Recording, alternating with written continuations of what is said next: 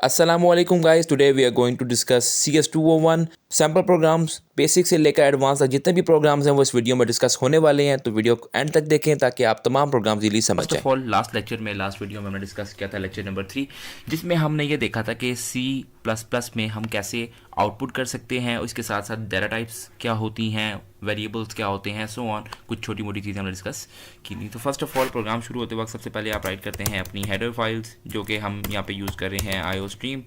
तो हम IOStream लिख लेते हैं। देन हेडर फाइल लिखने के बाद second thing was, header file को आप क्या कहते थे, those were pre processor directives. Then आप राइट करते थे using name space std, then main function जिसमें आप तमाम एग्जीक्यूटेबल कोड अपना लिखते हो, उसको आप क्या कहते होते हो, main function. Then first of all हम मेन फंक्शन के अंदर अपना कोड राइट करना शुरू करते हैं, जिसमें फ़र्स्ट ऑफ ऑल हमारे पास क्या चीज़ है।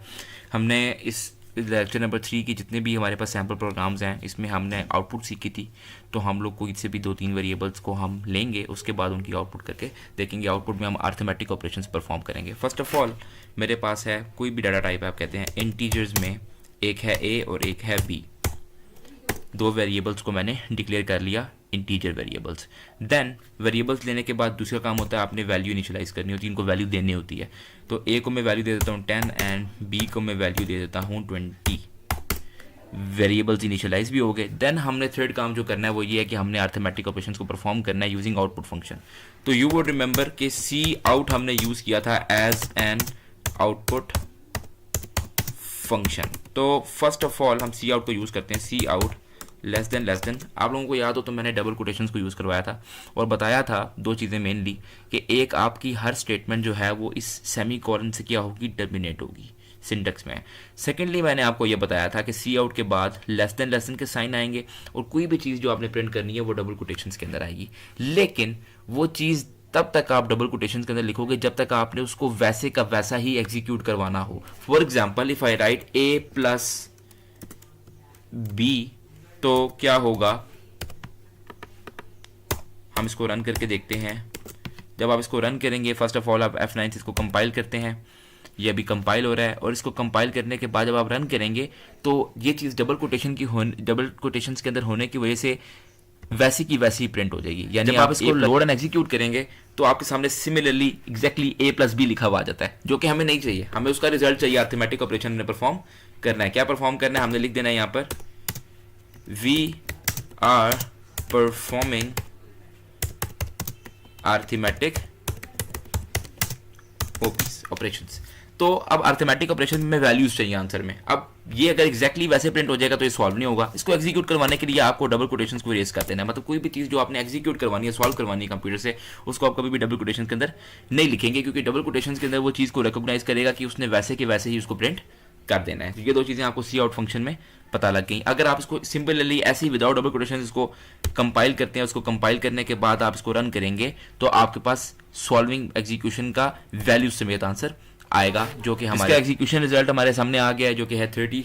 तो 20 + 10 = 30। तो इसका मतलब है जब भी आप डबल कोटेशंस के बगैर कोई भी कैलकुलेशन परफॉर्म करेंगे तब उसका रिजल्ट आपकी स्क्रीन पर आएगा, वरना डबल कोटेशन के साथ वो same as it is print हो जाएगा। अच्छा, इसके अलावा अर्थमेटिक ऑपरेशंस आप कौन कौन से परफॉर्म कर सकते हैं, आप परफॉर्म करवा सकते हैं इससे। मैंने बताया था अगला रिजल्ट आपको अगली लाइन में चाहिए तो आप लेस देन के बाद एंडल डाल देंगे ताकि नेक्स्ट लाइन पर दूसरा प्रिंट हो, उसके साथ प्रिंट ना हो, सीक्वेंस आए। सी आउट आप कर सकते हैं a-b, फिर इसको लेस देन क्योंकि इसके बाद मैं एक और चीज़ प्रिंट करना चाह रहा हूँ। फिर आप कर सकते हैं सी आउट a×b। तो मल्टीप्लाई जो है वो प्रोग्रामिंग लैंग्वेजेस में होता है आपका एस्टेरिक। शिफ्ट 8 प्रेस करेंगे, एस्टेरिक हो जाएगा प्रिंट। a*b जिसको आप कहते होते हैं a×b एंडल। देन आप डिवाइड कर सकते हैं। तो डिवाइड आप कैसे करेंगे, a/b simply, less than endl. Then आप इसको मॉड्यूलस ले सकते हैं। मॉड्यूलस कैसे होता है, a और मॉड्यूलस ऑपरेटर होता है shift and 5, then b and less than endl. जब आप इस प्रोग्राम को ख़त्म करेंगे, इसमें आपकी बात ख्याल रखें कि आपका कोई भी अपर केस लेटर ना हो। देन जब आप इस प्रोग्राम को अगर कंपाइल करके एग्जीक्यूट करते हैं तो उसकी एग्जीक्यूशन जो रिजल्ट है वो हमारे सामने आ गया है कि फर्स्ट ऑफ ऑल इसने प्लस किया, then minus, then multiply, then divide and then modulus. तो आपने ये प्रोग्राम जो है एज ए सैम्पल रन करना है, इसको चलाना है। इसमें कोई भी प्रॉब्लम आए तो आपने डिस्कस करना है। ये है लेक्चर नंबर 3 का सैम्पल प्रोग्राम। देन इसी तरह से आप चाहते हैं कि आप लेक्चर नंबर 4 का एक सैम्पल प्रोग्राम लिखें, तो आपको आइडिया कि आपने लास्ट लेक्चर में मेरे से क्या सीखा है, अर्थमेटिक ऑपरेशंस, डाटा टाइप्स और इसके साथ में वेरिएबल्स। अभी जो लेक्चर नंबर 4 है इसमें आप पढ़ेंगे what is an input function first of all. तो इनपुट फंक्शन वैसे क्या होता है, हम पहले प्रोग्राम स्टार्ट कर लेते हैं। इंक्लूड आपके first of all pre processor directives आते होते हैं, देन आपका आता होता है यूजिंग नेम स्पेस एसटीडी, इसके बाद आपके पास है आपका मेन फंक्शन। तो मेन फंक्शन के अंदर आप सी स्टेटमेंट्स को राइट करते हैं। फर्स्ट ऑफ ऑल आपने क्या करना है, इनपुट फंक्शन को देखना है, जैसे मैंने आपको बताया। तो इनपुट फंक्शन क्या होता है, मैं कहता हूँ इनपुट फंक्शन जो है वो है आपका, इनपुट फंक्शन जो है वो है आपका सी इन। अब आपको पता हो आप सी आउट में क्या यूज़ करते थे, सी आउट में आप लिखते थे सी आउट लेस देन, लेकिन अगर आप सी इन यूज़ करेंगे तो सी इन में ग्रेटर देन के दो साइंस आपके पास आएंगे। अब सी इन कैसे लिखोगे, फर्स्ट ऑफ ऑल आप वेरिएबल लोगे, आपने ले लिया वेरिएबल इंट ए। अब वेरिएबल में कोई भी वैल्यू आपने खुद से इनिशियलाइज नहीं की, आप चाहते हो कि यूजर उसको कोई वैल्यू दे, कि स्क्रीन पर लिखा हुआ है और वो उसको कोई वैल्यू दे, तो आप कैसे दोगे, आप सी इन के आगे उस वेरिएबल का नाम लिख। अच्छा, तो हमने इनपुट फंक्शन का प्रोग्राम राइट किया, हम इसको रन करते हैं। इसको रन किया तो हमारे पास रिजल्ट सामने आ गया। अब रिजल्ट हमारे पास कुछ भी आउटपुट स्क्रीन पे कुछ भी प्रिंट नहीं हुआ। इसका मतलब क्या है, इसका मतलब बेसिकली ये है कि आपने उसको कोई आउटपुट फंक्शन दिया ही नहीं कि वो स्क्रीन पर कुछ प्रिंट करे, आपने जस्ट एक इनपुट फंक्शन राइट किया है।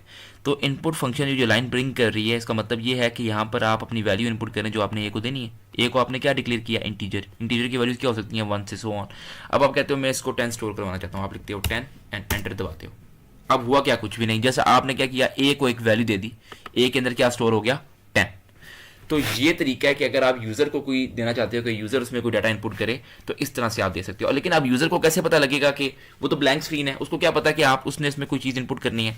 तो आप यहाँ पर ऊपर एक उसको इंस्ट्रक्शन दे दोगे कि एंटर आ नंबर, ठीक है, और इसको बंद कर दोगे। अब जब आप इसको कंपाइल करोगे और कंपाइल करने के बाद इसको आप एग्जीक्यूट करोगे, अब जब आप कंपाइल करने के बाद इसको एग्जीक्यूट करोगे तो आपकी स्क्रीन पर लिखा आ रहा है एंटर ए नंबर। तो मैं एंटर करता हूँ 5। अब ये और इजी और यूजर फ्रेंडली इंटरफेस हो गया। अब सी इन यानी इनपुट फंक्शन सीखने के बाद लेक्चर नंबर 4 में आपने क्या करना है, एक छोटा सा प्रोग्राम लिखना है about finding the average of age. तो फर्स्ट ऑफ ऑल आप सिंपली एज कैसे ले सकते हो किसी स्टूडेंट से। जैसे अब एक स्टूडेंट का सिस्टम बना लिया मैंने, एक क्लास का। एक क्लास में समझ लें जैसे कि हमारे पास है 5 स्टूडेंट्स फॉर एग्जांपल। तो 5 स्टूडेंट्स हैं, हम इसको रेस कर लेते हैं। 5 स्टूडेंट्स हैं, तो फर्स्ट ऑफ ऑल आपको इंटीजर डाटा टाइप में कितने स्टूडेंट्स लेने हैं, 5। तो एज कितनी होगी, 5। Age 1, then age 2, then age 3, then age 4, then age 5। 5 variables आपने ले लिए, age 1, age 2, age 3, age 4 and age 5। Then आपने इनपुट लेनी है। तो आपने क्या कहा, सी इन ग्रेटर देन किसमें, एज 1 में। देन सेम वे आपने इसको क्या ले लेना है, कॉपी करके इसको आपने पेस्ट करते जाना है। कितनी दफ़ा, 5 दफ़ा। अब इसमें एक एज 1 हो गया, एक एज 2 हो गया, एज 3 हो गया, 4 एंड 5। अब इनपुट्स के साथ साथ यूज़र को क्या पता कि वो लाइन वाइज बच्चों के एज एंटर कर रहा है। तो आपने क्या करना है, C out less than enter the age of student. Then इसको आपने क्या कर देना है, कॉलम डाल देना ताकि वो और इजी। अब इसको आपने क्या करना है, कॉपी करके हर सी इन फंक्शन के बाद आपने इसको राइट कर देना है। इस सीन के बाद भी राइट कर देते हैं, इस सीन के बाद भी राइट कर लेते हैं, इस सीन के बाद भी राइट कर लेते हैं, और इस सीन के बाद भी राइट कर लेते हैं। तो ये सारे वेरिएबल्स में इनपुट लेने के लिए ज़रूरी है। अच्छा, अब ये यूज़र फ्रेंडली इंटरफेस बन गया है। अब इनपुट सारे स्टूडेंट्स की जा जाएगी। अब आपने आउटपुट क्या करना है, तो आपने क्या करनी थी, एक कैलकुलेशन परफॉर्म करते हैं आप एवरेज फाइंड करने के लिए। आपने एवरेज एज फाइंड करनी थी स्टूडेंट्स की। तो फर्स्ट ऑफ ऑल आप क्या करेंगे, एवरेज का फॉर्मूला क्या होता है, तो आप एवरेज का एक वैल्यू, एक उसका वेरिएबल ले लेंगे जो कि होगा फ्लोट एवरेज। फ्लोट में एवरेज लेने के बाद आप कहते हैं एवरेज जो है वो इक्वल है किसके, सारी एजेस प्लस करेंगे आप। तो मैंने आपको बताया था प्रेसिडेंट्स पहले ब्रैकेट से वैल्यूएट होती हैं। तो आप age 1 then plus age 2 then plus age 3, then plus age 4, then plus age and 5। इस पे डिवाइड करेंगे, कितनी एजेस हैं, 5 हैं, तो मीन स्टूडेंट कितने हुए 5, तो टोटल नंबर है 5। उस पर आपने इसको डिवाइड कर दिया, आपकी एवरेज फाइंड होगी। अब आपने आउटपुट में लिख देना है कि average age of students is, और एवरेज एज के आगे आपने, जारी बात है मैंने आपको क्या बताया था कि आपने जो वैल्यू प्रिंट करनी होती है आप विदाउट डबल कोटेशन लिखते हो, तो आपने जो सिंपल प्रिंट करना था वो आपने सिंपल प्रिंट कर लिया, यानी average age of students is this this this this. उसके बाद जो आपने वैल्यू लिखनी थी वो किसमें लिखी, सिंपल एवरेज, उसमें आपने डबल कोटेशन यूज़ नहीं किया, तो ये एवरेज आपकी आउटपुट में आ जाएगी। तो हम इसको राइट करते हैं F9 करने के बाद ये कंपाइल हो रहा है। कंपाइल करने के बाद जब हम इसको लोड एंड एग्जीक्यूट करते हैं तो आपकी आउटपुट क्या आती है। पहली एज को हम क्या इनपुट करते हैं, हम करते हैं इनपुट 1, देन सेकंड की हम कर लेते हैं 2, देन 3, देन 4, देन 5, तो आपकी एवरेज एज क्या आ गई 3। तो this is how you can calculate the average of students in a class. बहुत बेसिक प्रोग्राम है। फर्स्ट ऑफ ऑल आपने लेक्चर नंबर 3 के सैम्पल प्रोग्राम में क्या सीखा, how can you output, then output में सारे अर्थमेटिक ऑपरेशंस आपने यूज़ किए ताकि आप फेमिलियर हो जाएं इस लैंग्वेज के साथ। देन आपने लेक्चर नंबर 4 में इनपुट फंक्शन को सीखा और how can you input, and there are 2 types of input, एक सिंपल है विदाउट आउटपुट है जिसमें आपको यूज़र को कुछ भी बताने की जरूरत नहीं पड़ती है, सिंपली आउटपुट ले लेते हैं। एक थोड़ी सी मुश्किल है बट वो यूज़र फ्रेंडली है। देन आपने कैलकुलेशंस सीखी कि how can you problem solve. Then लोग देख रहे हैं व्यू स्टडी विद हसन। आज हम बात करेंगे CS201 के शॉर्ट लेक्चर नंबर 5 और लेक्चर नंबर 6 के सैम्पल प्रोग्राम्स के बारे में।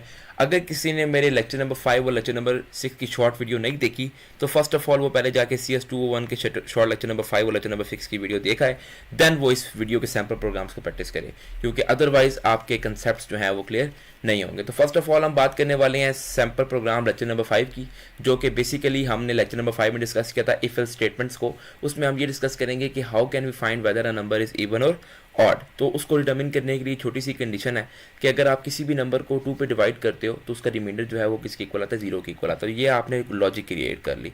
अब इसी लॉजिक को यूज़ करके आपने बताना है कि नंबर इज इवन और वेदर इट इज़ ऑड। तो फर्स्ट ऑफ ऑल आप कहते हैं इंट आई जो है हमारे पास वो ले लिया हमने। अब आपने कहा हम यूजर्स इनपुट कराना चाहते हैं कि नंबर कोई भी, तो आपने कहा सी आउट, यूज़र को बताया जाए कि उसने इनपुट करनी है एंटर ए नंबर। जब यूज़र को ये बता दिया देन यूज़र जो भी इनपुट करके एंटर दबाएगा वो सी इन कहाँ पे स्टोर होगा, आई में स्टोर हो जाएगा। देन आई में स्टोर होने के बाद आपने कंडीशन लगानी है इफ़, क्या कंडीशन लगानी है जो मैंने बताई थी, आई को अगर आप डिवाइड करते हैं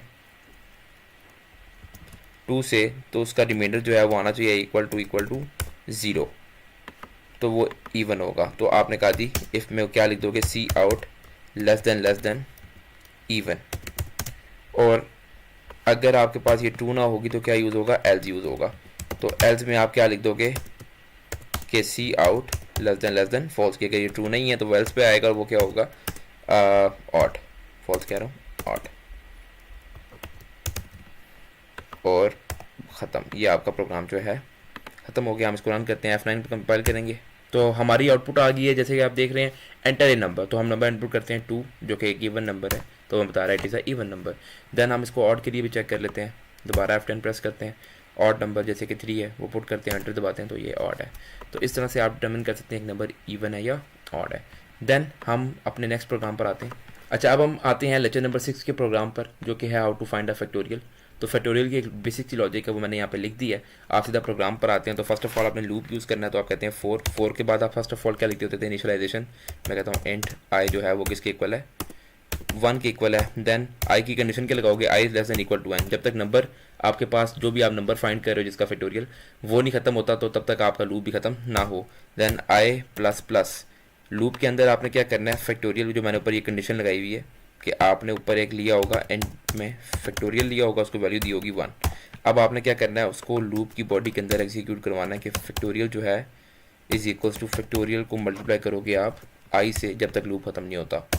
और ऊपर आपने एक नंबर ले लेना है जिसका आपने मैंने यहाँ पे कंडीशन लगाया है, वो नंबर क्या है इंट एन लेने के बाद आपने इसमें वैल्यू स्टोर करवानी है, वो आप यूज़र से ले लेंगे कि किसका उसने फैक्टोरियल फाइंड करना है, सी इन ग्रेटर देन एन। अब यूज़र को कैसे पता कि ये इनपुट देनी है उसने, तो आप उसको एक कमांड दे देंगे कि C out less than enter a number whose factorial you want to find. Then आपने सेमीकोलन लगा दिया। अब जब आप इसको रन करेंगे F9 प्रेस करने के बाद, कंपाइल करने के बाद इसको रन करेंगे तो आपके पास आउटपुट आ गई, enter number whose factorial want to find. मैं फैक्टोरियल फाइंड करना चाहता हूँ 5 का, जो कि 120 होता है बेसिकली, तो आंसर आ गया 120। इसका मतलब है हमारा लॉजिक करेक्ट है। तो ये दूसरा प्रोग्राम है लेक्चर नंबर 6 का। अब इन दोनों प्रोग्राम्स में आपको कोई भी प्रॉब्लम हो तो आप डिस्कस कर सकते हैं, और इससे पहले आपने लेक्चर नंबर 5 और लेक्चर नंबर 6 देख लेना, ताकि आपके मेजरली कंसेप्ट जो हैं वो क्लियर हो जाएं। इफ एल्स इफ स्टेटमेंट का यूज़ किस लिए है कि अगर मैं मल्टीपल लाइन कमेंट के अंदर इसका सिंटेक्स लिखूं तो first of all you will right if, and if के आगे कोई भी कंडीशन। तो आपको याद हो मैंने आपको फर्स्ट ऑफ ऑल पढ़ाया है इफ़ एल्स। तो जब मैं इफ़ एल्स लिखता था तो मैं पहले इफ़ की बॉडी बनाता था, देन एल्स अगर वो ट्रू ना हुई तो एल्स के आगे वाली बॉडी जो है वो एग्जीक्यूट हो जाती थी, एल्स की बॉडी बना देता था। अब मेरे पास इफ़ एल्स इफ़ का यूज़ क्यों आया कि अगर मेरे पास if there is more than one condition, मतलब है कि मेरे पास 2 to 3 या 3 ऑनवर्ड्स जितनी भी मेरे पास कंडीशंस हैं उनके लिए मैं कोई डिसीजन मेकिंग स्ट्रक्चर बनाना चाहता हूँ, तो मेरे पास नहीं एग्जिस्ट कर रहा था, तो that is if else if statement.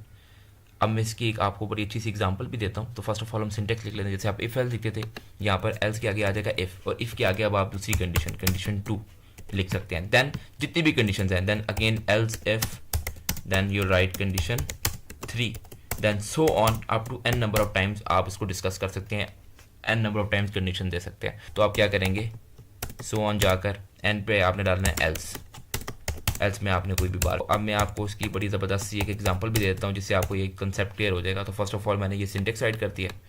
अब इसी सिंटेक्स को हम फिल करते हैं, लाइन कमेंट को हटा देते हैं। तो फर्स्ट ऑफ ऑल इफ़ है कंडीशन हम लगाते हैं कि अगर मेरे पास एक बच्चे के मार्क्स हैं, हम ग्रेड कैलकुलेट कर रहे हैं, तो मार्क्स अगर मेरे पास ग्रेटर देन 85 हैं तो सी आउट क्या कर दे, सी आउट लेस देन ग्रेड जो है वो क्या आए बच्चे का, ए आए। देन हम इसी चीज़ को कॉपी कर लेते हैं और यहाँ मार्क्स जो हैं अगर ग्रेटर हो जाएं आपके 85 के बाद 65 से, तो वो ग्रेड कर दे आपका बी। देन अगर आपके मार्क्स जो हैं वो ग्रेटर हो जाएं 55 से, तो आपका ग्रेड कर दे सी। मार्क्स जो हैं आपके, जैसे मैं सो ऑन चला गया, ये चीज़ आपने प्रोग्रामिंग में नहीं लिखनी अप टू सो ऑन, तो मैंने आपको समझाने के लिए लिखी थी, आपने इसको रेस कर दिया। एल्स का काम क्या है आप देखें, एल्स का काम ये है कि अगर ये सारी जो हैं आपके पास कंडीशंस ये ट्रू नहीं होती, इन केस तो ये ट्रू नहीं होती तो ये एल्स पे चला जाएगा। और एल्स पे आप कह देते हैं कि अगर 55 से ग्रेटर भी नहीं है तो क्या है, एफ़, ग्रेड क्या आ जाएगा आपका, एफ़।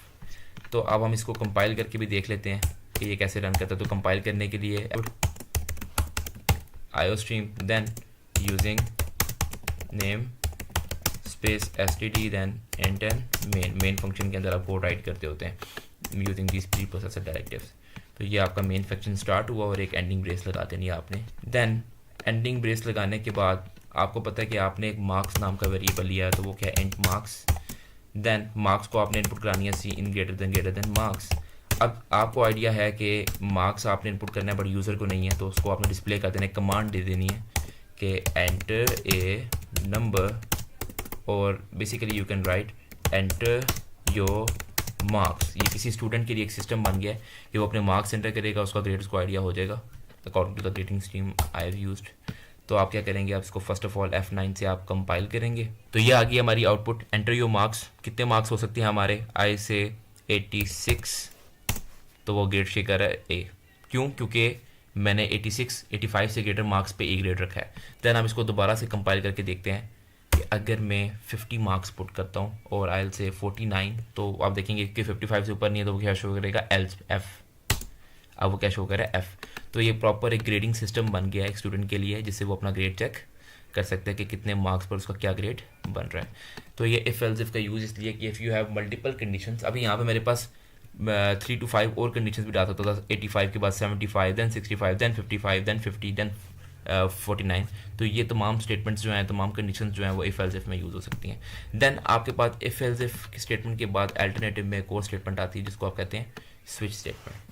अब स्विच स्टेटमेंट का ना एक ड्रॉबैक है कि उसमें आप कंपैरिजन तो कर सकते हैं कि जो चीज़ों को आप कंपेयर तो कर सकते हैं, लेकिन आप रिलेशनल ऑपरेटर्स को यूज़ नहीं कर सकते। जैसे मैं कहता हूँ कि हम स्विच स्टेटमेंट को यहाँ पर यूज़ करते हैं कि अगर मैं ले लेता हूँ वही int marks, then C out enter your marks, ये सारा कुछ एज इट इज़ रहने देते हैं। जो इफ़ एल्स इफ है इसकी जगह हम स्विच को यूज़ कर लेते हैं स्टेटमेंट को। इसको इरेज करते हैं। फर्स्ट ऑफ ऑल स्विच का सिंटेक्स क्या है, तो यूल राइट स्विच, स्विच के बाद आपने अंदर मार्क्स लिख दिया, वही जो मार्क्स आपने ऊपर इनपुट करवाए वो इसके अंदर आ जाएंगे। देन स्विच की बॉडी में जाते हैं और आप राइट करते हैं cases. First of all case 1 होगा आपका, केस कितने मार्क्स होने चाहिए बच्चे के ए ग्रेड के लिए, 85। तो केस अगर हमारे पास 85 बच्चे के मार्क्स आ जाते हैं तो क्या हो, सी आउट लेस देन ग्रेड कितना होगा, ए होगा। स्विच में आपने ब्रेक स्टेटमेंट को यूज़ करना होता है। ब्रेक स्टेटमेंट का मतलब ये कि अगर ये ट्रू होगा तो ये स्टेटमेंट एग्जीक्यूट हो जाए, और ब्रेक मतलब है कि कंट्रोल जो है वो बॉडी से बाहर ट्रांसफ़र हो जाए। इस चीज़ को मैं भी बड़ा डिटेल में डिस्कस करने वाला हूँ। तो फर्स्ट ऑफ ऑल हम बाकी केसेस को राइट कर लेते हैं, CASE।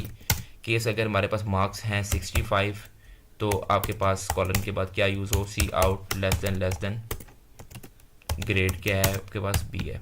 देन सेम वे आप राइट करते हैं अगेन केस, अगर आपके पास मार्क्स जो हैं वो 55 हों, चलिए हम 50 राइट कर लेते हैं, 50 हों तो आप क्या कहेंगे, सी आउट लेस देन ग्रेड जो है वो कितना है, सी है। और अगर इनमें से कोई भी केस जो है वो सही नहीं रहता तो आप यूज़ करेंगे डिफ़ॉल्ट। जैसे आपके पास इफ़ एल्स इफ़ में होता था एल्स, तो यहाँ पर क्या है, डिफ़ॉल्ट। तो डिफ़ॉल्ट के आगे भी आप कॉलन डालेंगे, क्या होगा, सी आउट लेस देन ग्रेड क्या हो जाएगा, एफ़। अगर इन सारों में से कुछ भी नहीं है तो क्या है, एफ़ है। देन आप इसको क्लोज कर देते हैं। तो this is how you'll use the switch statement. Break का काम क्या है, आपने हर स्टेटमेंट के बाद ब्रेक लिखना है इसमें, हर केस के बाद। रीज़न ये है कि ब्रेक क्या करेगा कि अगर इनमें से एक भी केस जो है वो ट्रू हो जाएगा तो ब्रेक नेक्स्ट केस पे नहीं जाने देगा बल्कि बॉडी से बाहर मूव कर देगा। तो ये उसका काम है ब्रेक का।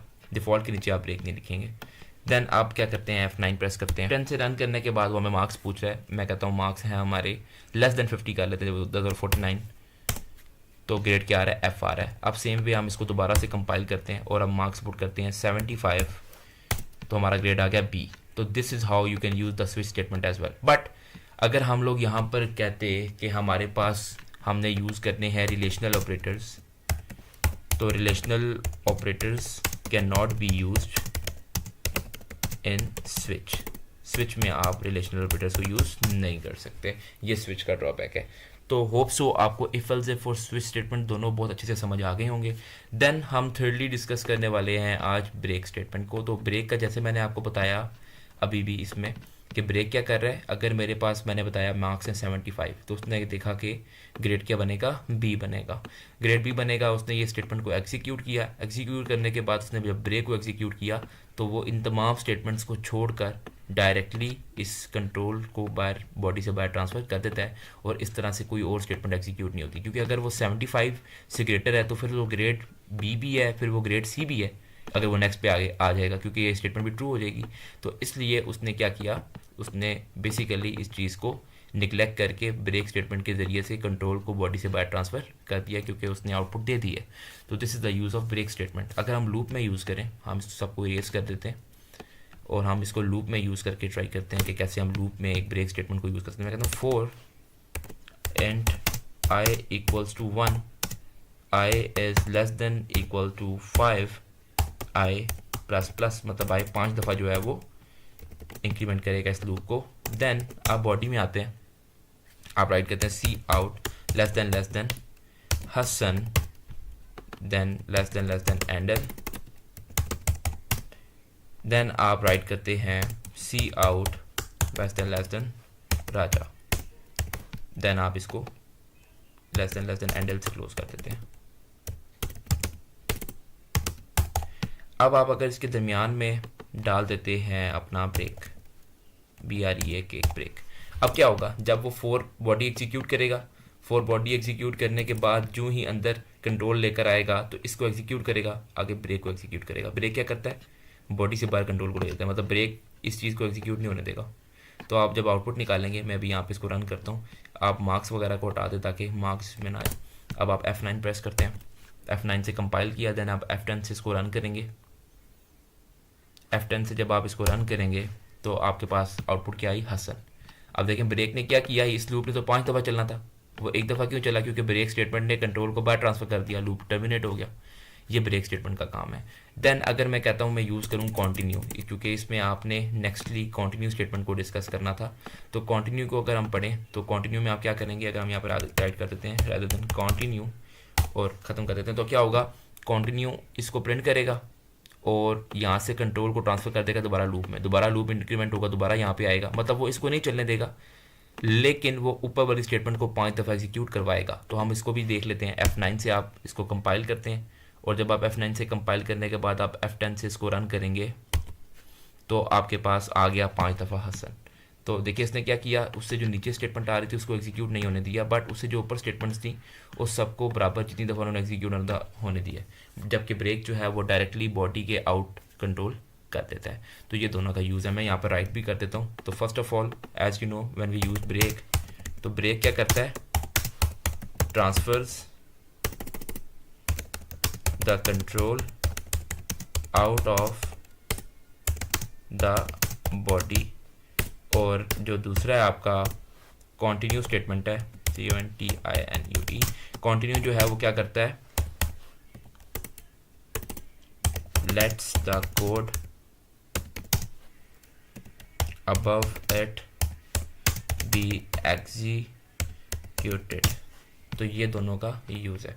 फॉल आज आप लोग देख रहे होंगे कि after using name space std मैंने मेन फंक्शन से पहले ये बहुत बड़ी ब्लैंक स्पेस छोड़ी हुई है। इसका रीज़न क्या है कि जो आपका फंक्शन है वो हमेशा आप मेन फंक्शन से पहले राइट करेंगे, ठीक है। तो first of all function right करने का सिंटेक्स क्या होता है, तो हम सिंटेक्स लिख लेते हैं, syntax for writing a function. तो फंक्शन कैसे आप राइट करते हैं, फर्स्ट ऑफ ऑल आप लिखेंगे अपनी रिटर्न टाइप, कि फंक्शन की रिटर्न टाइप क्या है, इंट है, फ्लोट है, कैरेक्टर है, क्या है, ये रिटर्न टाइप होती है। रिटर्न टाइप के बाद आप राइट करते होते हैं फंक्शन का नेम, तो आप लिख देते हैं function name. Then function name लिखने के बाद आप ब्रैकेट्स यूज़ करते हैं और ब्रैकेट्स के अंदर आप लिखते होते हैं आर्ग्यूमेंट्स, अगर आपने लिखनी है, ये ऑप्शनल है, आप ना भी लिखें तो प्रॉब्लम नहीं होती। देन आप अंदर आते हैं, उसकी बॉडी बना लेते हैं। बॉडी बनाने के बाद इसमें आपने कोई भी कोड जो आपने एग्जीक्यूट करना है आप यहाँ पे लिख देते हैं कोड हेयर। ये है सिंटेक्स आपका फंक्शन राइट करने का। देन फर्स्ट ऑफ ऑल हम इसी एग्जांपल को लेकर एक फंक्शन बना देते हैं। रिटर्न टाइप अगर आप कुछ नहीं रखना चाहते तो वॉइड यूज़ करेंगे। वॉइड का मतलब होता है नल, जीरो, कोई रिटर्न टाइप नहीं है।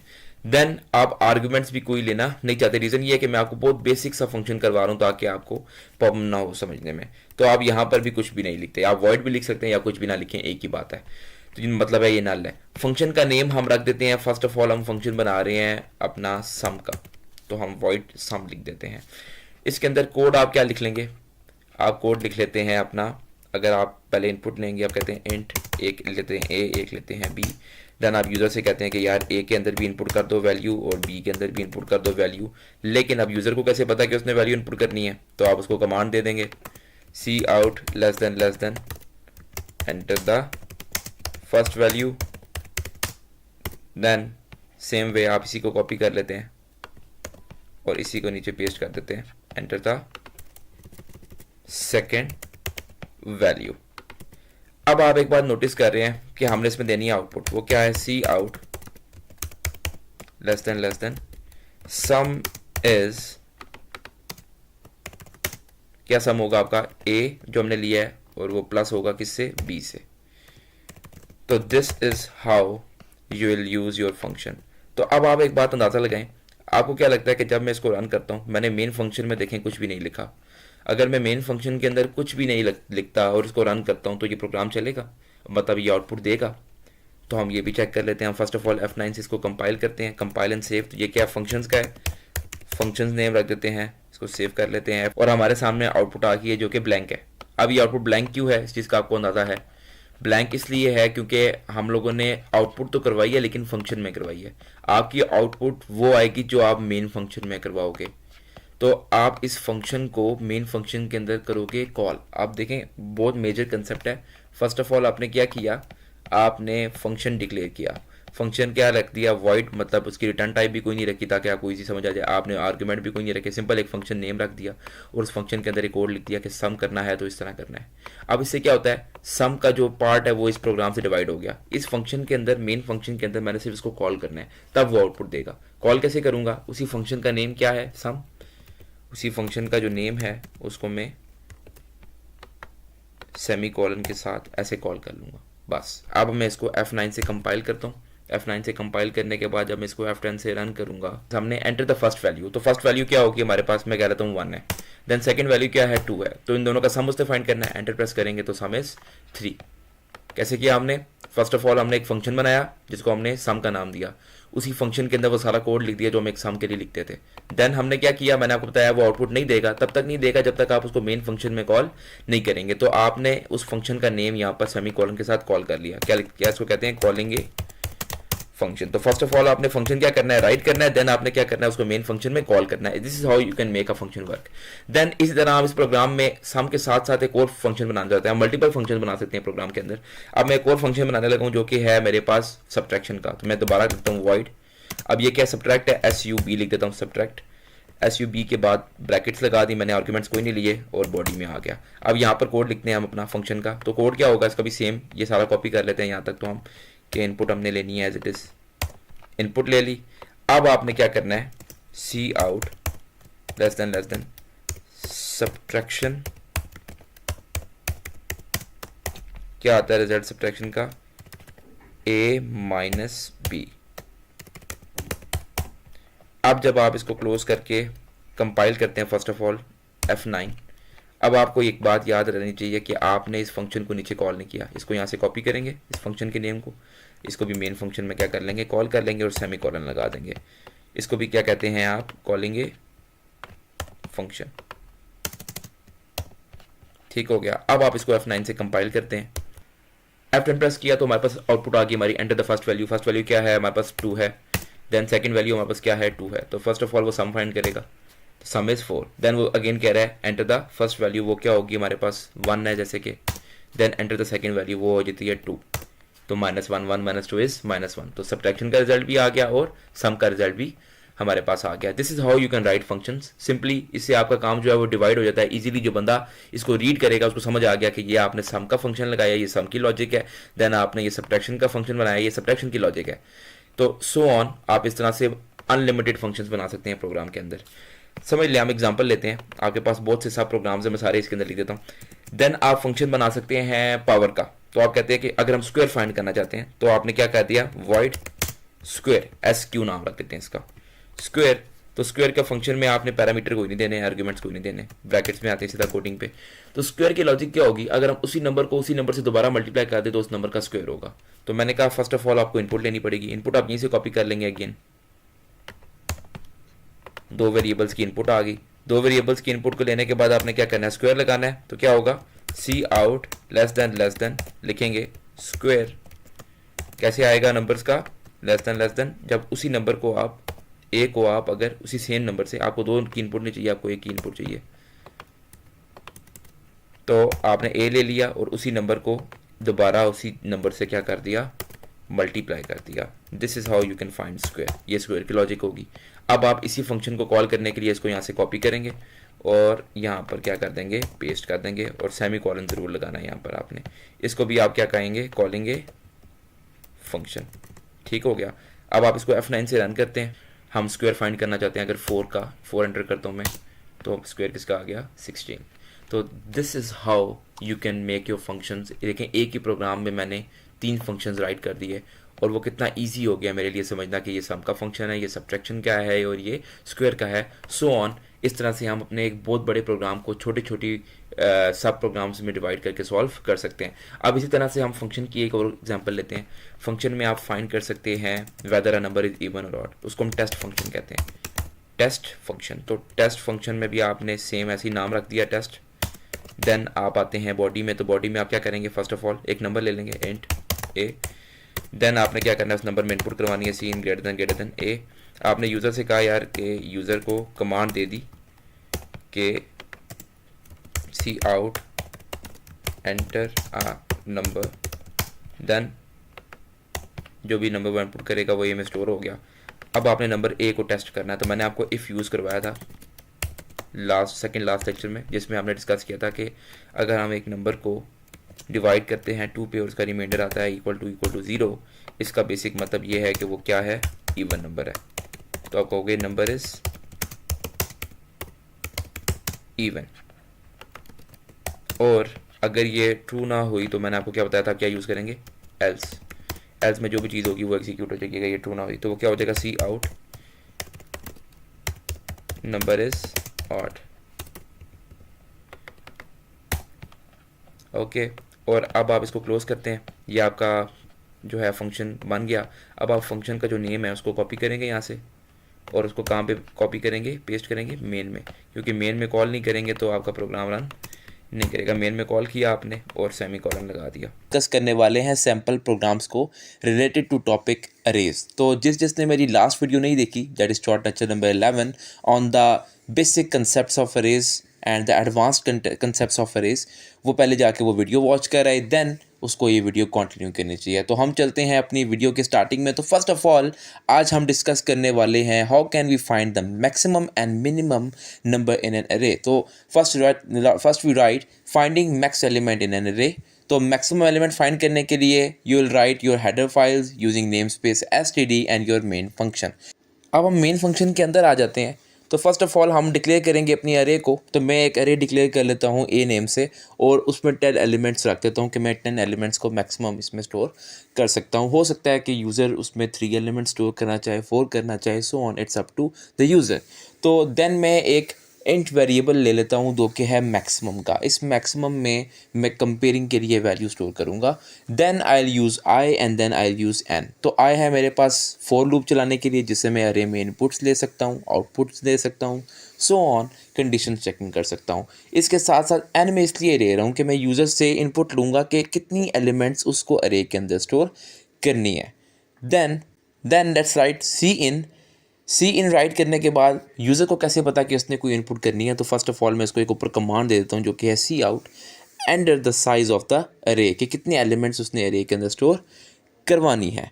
देन जब वो यूज़र उसको इनपुट कर देगा, उसके बाद I want to input the values in the array. तो वैल्यूज़ किस में स्टोर होंगी, यूजिंग अ लूप। तो first of all you will use 4, और 4 में हम आई को यूज़ करेंगे। आई स्टार्ट होगा आपके पास हमेशा नॉट 1, 0 से स्टार्ट होगा, और 0 से स्टार्ट होने के बाद वो लेस देन n तक जाएगा। n का मतलब है जितनी एलिमेंट्स यूज़र ने दे चुकी हैं उतनी उससे एक लेस रहेगा, क्योंकि वो 0 से स्टार्ट हो रहा है, और यूज़र ने क्या एस्टिमेट दिया है 1 से स्टार्ट होने वाला, तो उसकी काउंटिंग 0 से स्टार्ट हो रही है, तो उस नंबर से एक नंबर लेस होगा हमेशा। ये इंडेक्सेस भी हमने लास्ट वीडियो में डिस्कस की हैं, तो kindly watch the previous lecture first. So हम लोग फॉर लूप को यूज़ करेंगे, एंड फॉर लूप की बॉडी के अंदर हम लोग एक कंडीशन लगाएंगे जिससे हम इनपुट करने वाले हैं वो तमाम एलिमेंट्स जो हमें अरे के अंदर इनपुट करनी है, वो सारा कुछ भी यूज़र ही करेगा। तो मैं इसमें लगाता हूँ cin greater than A of I. तो फर्स्ट ऑफ ऑल ए ऑफ 0 में वैल्यू स्टोर होगी, then A of 1, then A of 2, so on. जितने यूज़र इनपुट करता है एन के अंदर एलिमेंट्स, कितनी एलिमेंट्स मुझे अरे के अंदर चाहिए उतनी इनपुट्स हम यहाँ पर ले लेंगे रिस्पेक्टिवली। देन हम लोग उसको यूज़र को भी आइडिया होना चाहिए कि उसने इसके अंदर वैल्यू इनपुट करनी है, तो उसके कमांड दे देंगे कि एंटर द वैल्यूज़ और एलिमेंट्स इन एन अरे। अब हमने क्या करना है कि हमने मैक्सिमम वेरिएबल जो हमने ऊपर डिक्लेयर करना था उसको यूज़ करना है। तो क्या किया हमने, फर्स्ट ऑफ ऑल जो मैक्स ऊपर डिक्लेयर किया हमने उसको इक्वल कर लिया, हमने इक्वल टू ARR ऑफ 0, मतलब है किसी भी वैल्यू के हमने इसको इक्वल ऐड कर दिया। अब रीज़न ये है कि जब मैंने उसको ARR ऑफ 0 के इक्वल ऐड कर लिया, मैं सपोज करता हूँ कि इसके अंदर मैंने 1 स्टोर किया हुआ है ARR ऑफ 0 में, तो क्या होगा कि जब मैंने अरे ऑफ 0 मतलब अरे के इंडेक्स 0 में मैंने 1 स्टोर किया होगा, तो मैक्स जो है वो 1 डिक्लेयर हो जाएगा।